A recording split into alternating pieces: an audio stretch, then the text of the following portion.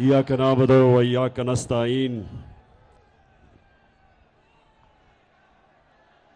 मेरे बुनेर के बाशऊर नौजवानों, बुजुर्गों और बच्चों, सबसे पहले इतनी गर्मी में जिस तरह का मैं आपका जज्बा और जुनून देख रहा हूं, मैं आपको सलाम करता हूं। मेरे तो 21 साल खेलों की ग्राउंडों के ऊपर गर्मी की आदत पड़ गई, लेकिन मैं आपको मानता हूं कि इस दोपहर की गर्मी में इस तरह आप जुड़े हुए और साथ साथ खड़े हैं। मैं आपके जज्बे को फिर से खराज तहसीन पेश करता हूं। अच्छा, मेरे बुनेर के बाशऊर लोगों,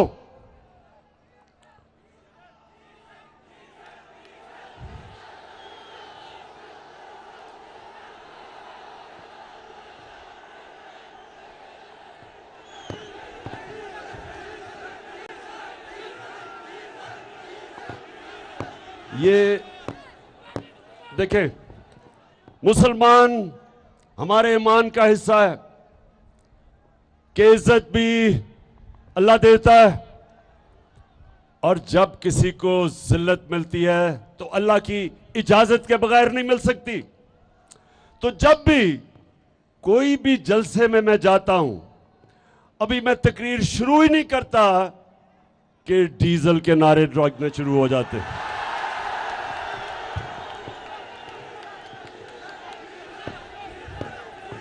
फजल रहमान, आप कभी भी तो आराम से बैठ के कभी बैठ के सोचे कि ये अल्लाह ने आपको इतनी जिल्लत दी क्यों है? दीन के नाम पे सियासत, और जिधर भी मौका मिले मुफाद परस्ती। इसलिए जिधर भी लोग जमा होते हैं और फजल रहमान को देखते हैं तो उनको डीजल याद आ जाता है। मेरे गयूर पाकिस्तानियों,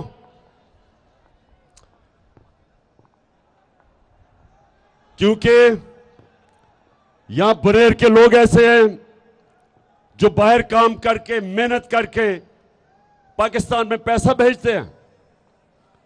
वो समझते हैं कि दुनिया में इस वक्त हालात क्या हैं, और वो बैरून मुल्क पाकिस्तानी खास तौर पे समझते हैं कि जिस किस्म की बैरूनी साजिश के तहत ये इंपोर्टेड हुकूमत हमारे ऊपर मसल्लत हुई, कभी बैरून मुल्क पाकिस्तान इस तरह के एहतजाज नहीं किए। अमेरिका में, इंग्लैंड में, यूरोप में जिधर पाकिस्तानी थे, उन्होंने इस इंपोर्टेड हुकूमत के खिलाफ एहतजाज किए, और उन्होंने मुत्तहिद होके एक आवाज लगाई कि इंपोर्टेड हुकूमत नामंजूर। अब मैं आपको, क्योंकि आप बाशऊर नौजवान हैं, मैं देख रहा हूं सियासत आप समझते हैं, थोड़ा सा मैं अब आपको बताता हूं कि ये किस किस्म की साजिश हुई, क्यों हुई। हिंदुस्तान और इस्राइल, ये वो दो मुल्क हैं जो सबसे ज्यादा चाहते हैं कि पाकिस्तान कमजोर हो और टूटे, और इनके साथ मुझे अफसोस से कहना पड़ता है कि अमेरिका भी, वो भी नहीं देखना चाहता एक मजबूत पाकिस्तान। इन तीनों ने मिलकर साजिश की। जब हमारी हुकूमत गिराई गई, नौजवानों गौर से सुनो, जब हमारी हुकूमत गिराई गई तो खुशियां किधर बनी? हिंदुस्तान में।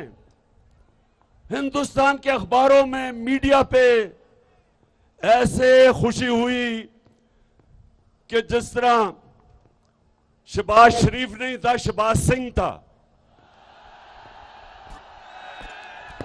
यानी उन्होंने उसको अपना बना लिया, क्योंकि शरीफ खानदान के बड़े गहरे ताल्लुकात हैं हिंदुस्तान की बिजनेस कम्युनिटी से।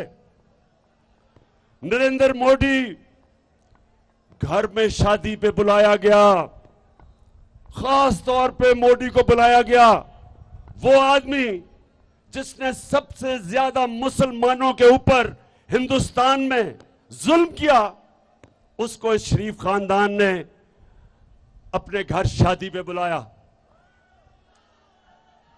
ये वो लोग हैं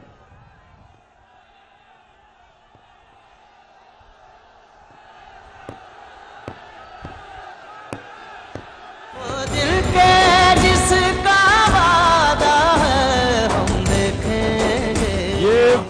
ये शरीफ खानदान जब नवाज शरीफ हिंदुस्तान गया तो कश्मीर के हुर्रियत लीडर से नहीं मिला, क्योंकि नरेंद्र मोदी नाराज हो जाता। अपनी फौज को जब नरेंद्र मोदी पाकिस्तान के आर्मी चीफ को दहशतगर्द कह रहा था, तो साथ साथ यह भी कह रहा था कि नवाज शरीफ तो हमारा दोस्त है। और कभी नवाज शरीफ ने नरेंद्र मोदी के खिलाफ एक बात नहीं की। कुलभूषण यादव उसके मुंह से नहीं निकला। और ये वो लोग हैं जो आज हिंदुस्तान समझता है कि उनकी एक ऐसी हुकूमत आ गई कि बस अब पाकिस्तान कंट्रोल में आ गया। दूसरी तरफ आसिफ जरदारी,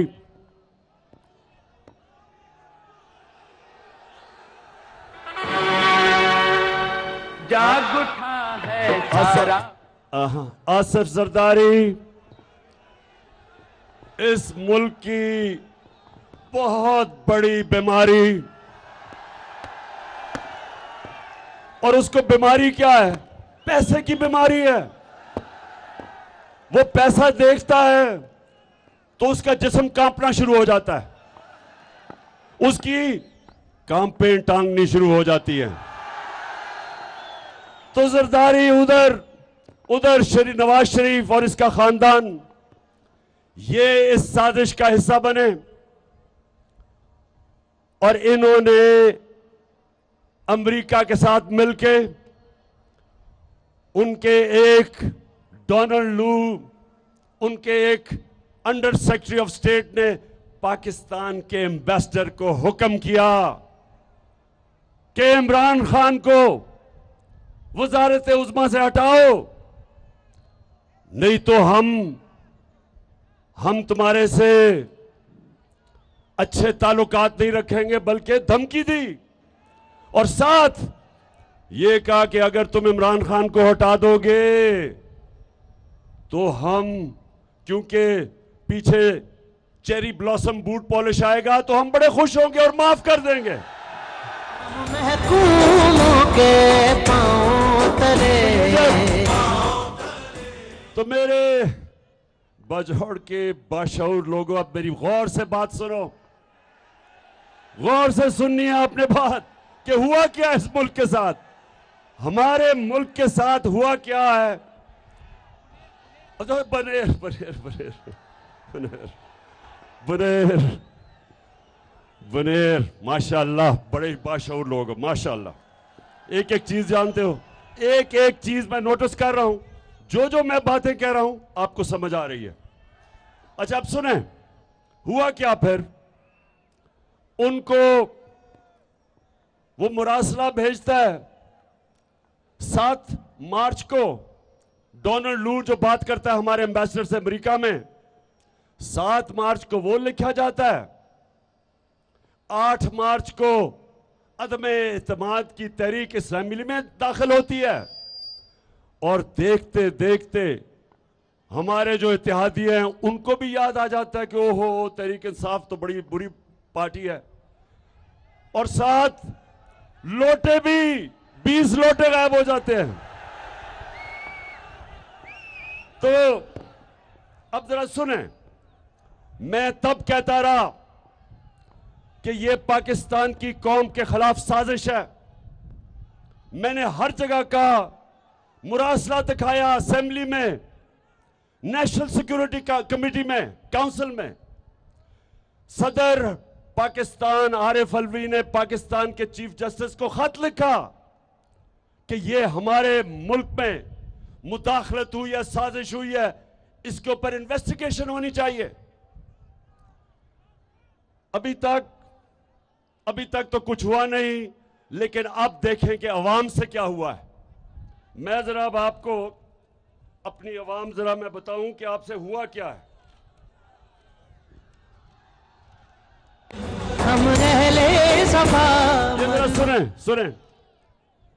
हमें बड़ा शोर मचाया जी, तहरीक इंसाफ ने महंगाई कर दी, हर रोज महंगाई करें, टीवी प्रोग्राम देखें तो वहां कहे जी महंगाई है, जो अपोजिशन का असेंबली में मुंह खोले वो कहे महंगाई है। वो कैंपेन टांगने वाला बिलावल, उसने लॉन्ग मार्च कर दी सिंध से कि महंगाई मार्च है जी, लोगों कत्ल हो गया, माशी कत्ल हो गया। जो इनमें से टीवी पे आए कहे जी इमरान खान ने बिजली बढ़ा दी, कोई कहे इसने कोई गैस बढ़ा दी, कोई कहे आटा बढ़ा दिया। तो मैं आज अल्लाह का शुक्र अदा करता हूं, अल्लाह अल हक है, सच का खुदा है, सच नहीं छुपता। अल्लाह का हुक्म है कुरान में कि सच हमेशा लोगों के सामने आएगा। तो ये जरा आज देख लें कि इंपोर्टेड हुकूमत थे। अब जरा सुने, 3.5 साल में पाकिस्तान में आटे, हमारे दौर में आटा कितना कीमत बढ़ी? 3.5 साल में 326 रुपए। 20 केजी का जो आटे का थैला है हमारे दौर में वो बढ़ा 326 रुपए 3.5 साल में। 2 महीने में, इनके दौर के 2 महीने में आटा कितना बढ़ा? 422 रुपए।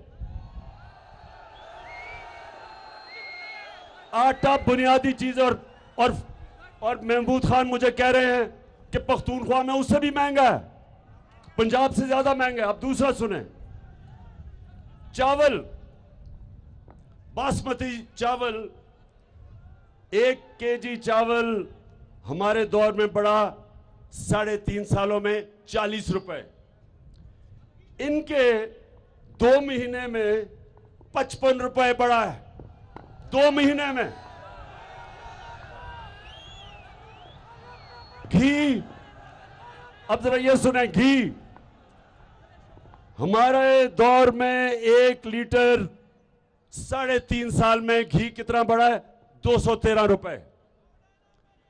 इनके 2 महीने में घी कितना बढ़ा है? 200 रुपया। 200 रुपया बढ़ा है।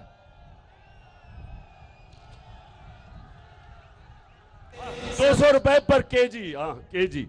अच्छा जी, आगे आ जाए। सब्जियां और फल हमारे दौड़ेगा, इसका बिजली के ऊपर, हर चीज के ऊपर पेट्रोल और डीजल का फर्क पड़ेगा, जिसकी वजह से हमने, जब हमें आईएमएफ ने कहा कि बिजली की कीमत बढ़ाओ, पेट्रोल और फजल रहमान की, तो हमने क्या किया? हमने आईएमएफ की कहने पे बजाय बढ़ाने के, हमने 10 रुपए लीटर कीमत कम की। हमने और जगह से पैसा निकाला, हमने अपने लोगों को रिलीफ दिया, महंगाई से बचाया, बिजली की कीमत रोकी बढ़ने से, अपनी और चीजें काटी, पेट काट के अवाम को बचाया। क्योंकि हमारा जीना मरना पाकिस्तान में है। इमरान खान ने बाहर कमाई की, मैं बाहर क्रिकेट खेलता था, मैंने बाहर कमाई की, सब कुछ बेच के मेरा सब कुछ पाकिस्तान में, जीना मरना पाकिस्तान में है।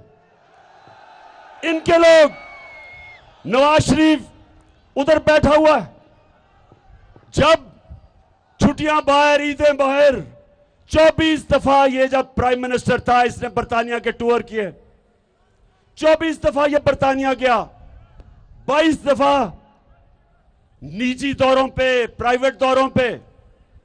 आसिफ जरदारी 50 दफा दुबई प्राइवेट दौरे किए उसने। इमरान खान ने एक प्राइवेट दौरा नहीं किया, क्योंकि मेरा घर पाकिस्तान है। तो ये लोगों को, इनको पाकिस्तान का कितना फिक्र होगी ये देख लें। ये जो इन्होंने महंगाई का बम फटवा, एटम बम फेंका है, इनको क्या फिक्र है? ये हैं अमेरिका के गुलाम, ये आईएमएफ के गुलाम हैं, ये बाहर से डिक्टेशन लेते हैं, ये सारे फैसले करते हैं जो इनको बाहर से हुक्म मिलता है। क्योंकि इनका पैसा जब बाहर पड़ा हो, तो बुनेर के नौजवानों ये सुन लो, अगर मेरा भी पैसा बाहर पड़ा होता तो मैं इनके सामने एब्सोल्युटली नॉट ना कहता, क्योंकि रूसियों का आज ताल्लुकात खराब है अमेरिका के रूसियों से। उनके रूसियों के बड़े बड़े अमीर लोगों की जायदादें जब्त कर रहे हैं, उनके बैंक अकाउंट जब्त कर रहे हैं। तो ये भी, इनको भी डर है, जरदारी और शरीफ को, इन दोनों खानदानों को, कि इन्होंने अरबों रुपया इस मुल्क का चोरी करके जो बाहर रखा हुआ है, ये कभी इनके सामने बात नहीं कर सकते। जब इनके दौर में 2008 से लेके 2018 तक 400 ड्रोन अटैक्स हुए पाकिस्तान पे, 400 ड्रोन अटैक, बेकसूर लोग मारे गए, औरतें बच्चे मारे गए, अमेरिका की जंग भी लड़ रहे हैं, और वो हमारे ऊपर ही ड्रोन अटैक कर रहे हैं। ये दुनिया की तारीख में कभी नहीं हुआ। लेकिन ये तो एक दफा इनके मुंह से नहीं निकला कि ये सारे इंसानी हकूक के खिलाफ है, ये इंटरनेशनल लॉज के खिलाफ है, कि आप फैसला करें दहशतगर्द कौन है और आप ही मार दें। मैं बार बार बताता हूं कि हमारा बड़ा दहशतगर्द लंदन में 30 सालों से बैठा हुआ है। कौन है वो? पूछ रहा हूं, कौन है वो जो अजीब अजीब बातें करने वाला है, जिसने सबसे ज्यादा कत्ल करवाया अल्ताफ हुसैन ने कराची में, आज लंदन में बैठा हुआ 30 साल से। क्या बरतानिया हमें इजाजत देगा कि हम ड्रोन अटैक करके उसको मार दें? कभी इजाजत नहीं देगा, क्योंकि वो कहेगा हमारे मुल्क का कानून ये कहता है कि अदालत में पहले साबित करो वो दहशतगर्द है। और हमारे मुल्क में 400 ड्रोन अटैक करके वो लोगों को इन्होंने मारा, देहातों के अंदर बम फट रहा है, कौन नीचे मर रहा है किसी को नहीं पता। जो मरता था, क्योंकि ये साथ मिले हुए थे उनके, हर कोई को दहशतगर्द कह देते थे, कभी तफ्तीश नहीं हुई। और जब बम फटता है तो उसमें तो टुकड़े हो जाते हैं इंसानों के, कैसे पता है कौन मरता है? और ये दो सरबरा जरदारी और नवाज शरीफ एक दफा इन्होंने इसकी मजम्मत नहीं की, क्योंकि ये पैसे के गुलाम है और पैसा बाहर पड़ा है। और इसलिए ये फैसले जो किए इन्होंने, ये जो फैसले किए हैं, बुनेर के नौजवानों ये सुन लो, ये कोई फैसला नहीं करता जिसको अपनी कौम की दर्द होती है। कभी कोई ऐसे फैसले, 60 रुपए लीटर आप एक हफ्ते के अंदर बढ़ा दें, और आप सोचे ही ना कि आम आदमी का क्या हाल होगा, तनख्वाहदार का क्या हाल होगा, और ऊपर से बिजली डबल कर दें। आप समझते हैं कि क्या इनके पास भी वो बाहर स्विस बैंक अकाउंट में और ओवरसीज ऑफशोर अकाउंट्स में पैसे पड़े हैं आपकी तरह? क्योंकि यहां जब रुपया गिरता है तो इनकी दौलत में इजाफा हो जाता है, क्योंकि इनकी दौलत डॉलर्स में है, बाहर पड़ी है, डॉलर में इजाफा हो जाता है, दौलत बढ़ जाती है, पाकिस्तानी गरीब हो जाते हैं। तो मेरे बुनेर के नौजवानों, जरा अब एक और चीजें मैं आपको बताऊं। अल्लाह का करम, अल्लाह का करम क्या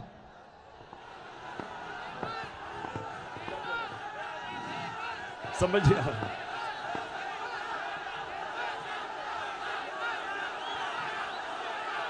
अच्छा, ये तो मैंने आपको महंगाई बता दी। अब जरा गौर से, क्योंकि आप शऊर वाले नौजवान हो, बड़े गौर से सुनो कि हमारी माइशत को क्या हुआ है। बुनैर, ये जरा नौजवानों सुनना है आपने। जब हमारी हुकूमत थी, आखिरी 2 सालों में पाकिस्तान की दौलत में जो इजाफा हुआ, इसके बावजूद कि पाकिस्तान में कोरोना, बल्कि दुनिया में कोरोना तबाही मचा रहा था, कोरोना वायरस की वजह से दुनिया में कितनी तबाही थी, और इसके बावजूद कि जो हमें हुकूमत मिली थी वो बैंकरप्ट हुई थी, पैसा ही नहीं था, खजाना खाली था। उस दौर में हमें हुकूमत मिली, ऊपर से कोरोना आ गया। सुने जरा, आखिरी 2 साल में अल्लाह का करम है, इंसान कोशिश करता है, कामयाबी तो अल्लाह देता है। आखिरी 2 सालों में पाकिस्तान की जो दौलत का में इजाफा हुआ, जीडीपी ग्रोथ रेट जैसे कहते हैं, 5.6% था तीसरे साल में, और चौथे साल में 6% इजाफा था। यह समझ जाएं कि हमारी तारीख में यह तकरीबन सबसे वो दौर था जिधर सबसे ज्यादा इजाफा हुआ दौलत में। इस दौर में हमने जो किसानों की मदद की, हमारी जो 5 बड़ी फसलें हैं उनमें रिकॉर्ड पैदावार हुई, क्योंकि हमने किसानों को पैसा पूरा दिलवाया। जो गन्ने के किसान थे उनको बेचारों को पैसा नहीं मिलता था, शुगर माफिया उनको कम उनकी गन्ने की कीमत देता था, फिर पैसे भी नहीं साल तक देता था। हमने ये चेंज किया, उनको पैसे दिलवाए, पूरी कीमत दिलवाई, कानून बताया। जब उनके पास पैसा आया, उन्होंने अपनी जमीन पे लगाया, और हमने पिछले साल 4 बड़े फसलों में रिकॉर्ड हमारी फसलों की प्रोडक्शन हुई। इस साल फिर 4 फसलों में रिकॉर्ड प्रोडक्शन हुई सिवाय गंदम के। तो ये किसानों के पास पैसा आया। इंडस्ट्री, अयूब खान के बाद सबसे ज्यादा इंडस्ट्री में पिछले 2 साल में तरक्की हुई। हमने अपने रिजर्व्स बिल्ड किए। रिजर्व्स का मतलब कि अगर आप फॉरेन एक्सचेंज रिजर्व नहीं तो आपके रुपए गिर जाता है, रुपए की कीमत कम हो जाती है, तो वो बिल्ड किए। तो जब इन्होंने साजिश से हमारी हुकूमत गिराई, जरा अब सुने, 2 महीने में पाकिस्तान में क्या हुआ। हमारी जो रिकॉर्ड एक्सपोर्ट्स हो रही थी, 10% मई के महीने में उसमें कमी आ गई है। उसका मतलब कि जो हमारा तिजारती खसारा है वो $4 अरब से बढ़ चुका है मई के अंदर। फिर हमारे जो रिजर्व्स थे, जो हमने मेहनत करके 3.5 साल में ऊपर लेके गए थे, वो वापस उधर आ गए हैं। जब हमारी हुकूमत आई थी तब $9.7 अरब के जो रिजर्व थे वो वापस उधर चले गए हैं। यानी हमने जितने रिजर्व ऊपर चढ़ाए थे वो सारे वापस चले गए हैं, और जिसकी वजह से 20% कमी हुई है रुपए में। आज रुपया 200 रुपए से ऊपर चला गया, डॉलर जो है वो 200 रुपए से ऊपर चला गया है। इसकी अभी और मजीद महंगाई आएगी। और ये सिर्फ 2 महीने में जो हुकूमत हम छोड़ के गए थे और जो इन्होंने किया, स्टॉक मार्केट 10% नीचे गिर चुकी है। इसका मतलब 700 अरब रुपया स्टॉक मार्केट से निकल चुका है। और फिर जो सूद है, 15.5% सूद पहुंच गया है। ये 98 के बाद सबसे ज्यादा पाकिस्तान में सूद है, जो अब हमारी इंडस्ट्री को अफेक्ट करेगा, बिजनेसेस को अफेक्ट करेगा। तो मैं ये इसलिए कह रहा हूं कि ये जो अब हमारे हालात हैं, हम जब ये छोड़ के गए थे नून लीग वाले, और जब ये इनके 2 दौर में हमेशा पाकिस्तान की एक्सपोर्ट्स वहीं की वहीं रह जाती है। दौलत में तो तब इजाफा होता है जब एक्सपोर्ट्स बढ़ती है।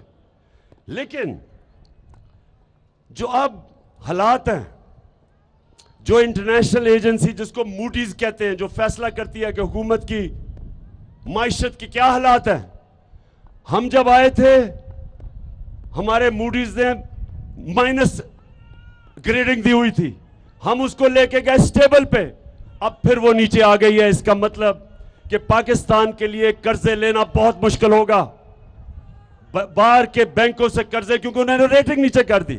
ये सिर्फ 2 महीने में हुआ है। तो मैं आज पूछना चाहता हूं, मैं आज अपने उन लोगों से पूछना चाहता हूं, हमारे मुल्क के न्यूट्रल से पूछना चाहता हूं कि जब आपने फैसला किया कि हम न्यूट्रल हो जाते हैं, बिस्मिल्लाह, बहुत अच्छी चीज है, लेकिन मैंने आपको बताया था तब कि हमारे जिधर माशी हालात खड़े हैं, इसमें अगर ये जो साजिश जो मैं सुन रहा हूं हो रही है, अगर ये कामयाब हो गई तो हमारे मुल्क की माइशत को बहुत नुकसान होगा। मैंने शौकत तरीन हमारे फाइनेंस मिनिस्टर को भी कहा कि उनको आगाह करो कि ठीक है, न्यूट्रल बड़ी अच्छी चीज है, लेकिन मुल्क की सालमियत भी बड़ी जरूरी है। मुल्क अगर मजबूत होगा तो हम अपना दिफा कर सकते हैं। अगर मुल्क की माइशत अगर वो गिरना शुरू हो जाए तो मैं बार बार सोवियत यूनियन की मिसाल देता हूं। दुनिया की दो सबसे ताकतवर मुल्क थे, अमेरिका और सोवियत यूनियन। दुनिया की दो सबसे ताकतवर फौजें थी, अमेरिका की और सोवियत यूनियन की। लेकिन जब सोवियत यूनियन की माइशत जब वो नीचे गई तो मुल्क टूट गया, सोवियत यूनियन टूट गई। तो मैं आज अपने न्यूट्रल्स को यह कहना चाहता हूं कि देखें, ये जो बातें कर रहे हैं कि जनाब इमरान खान के ऊपर गद्दारी का मुकदमा चलाया जाए, पहले मुझे जरा इन लोगों से सबसे पूछता हूं मैं कि लोग क्या ये जरदारी और नवाज शरीफ मेरे पे गद्दारी का मुकदमा चलाएंगे? वो लोग जो जिनका है ही सब कुछ बाहर, क्या वो लोग जो एक जरदारी हुसैन हक्कानी के साथ अमेरिकनों को कह रहे हैं कि मुझे पाकिस्तानी फौज से बचा लो, वो मेरे पर मुकदमा करेगा गद्दारी का?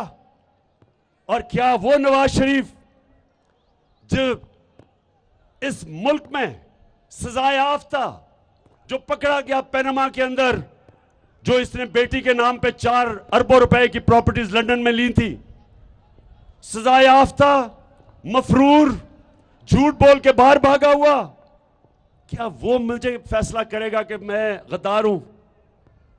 मैं आज सारे अपने पाकिस्तानियों से कहना चाहता हूं कि देखें, ये जो साजिश है ये इमरान खान के खिलाफ सिर्फ इसलिए है कि इमरान खान अगर हटता है रास्ते से तो रास्ता साफ हो जाता है इस तरह के लोगों की जो इस मुल्क का पैसा लूट के बाहर लेके जाए। ये वो लोग हैं जो 30 साल से हुकूमत कर रहे हैं। पाकिस्तान में 2 खानदानों ने 30 साल हुकूमत की है, शरीफ और जरदारी खानदान ने, और मुल्क को मकरूज इमरान खान ने किया। 30 साल आपने हुकूमत की है, हमने मुल्क को उधर से ऊपर निकाल के सस्टेनेबल ग्रोथ यानी कि सही रास्ते पर लगाया, पटरी पर चढ़ाया, साजिश से गवर्नमेंट करवा के। और अब जब इन्होंने देखा कि सारी कौम आज इस साजिश को समझ बैठी है, इसके खिलाफ है, इन गद्दारों के और चोरों के, तो आज ये कोशिश कर रहे हैं कि इमरान खान को रास्ते से हटाएं गद्दारी का मुकदमा करके। सब तख्त गिराए जाएंगे, हम देखेंगे,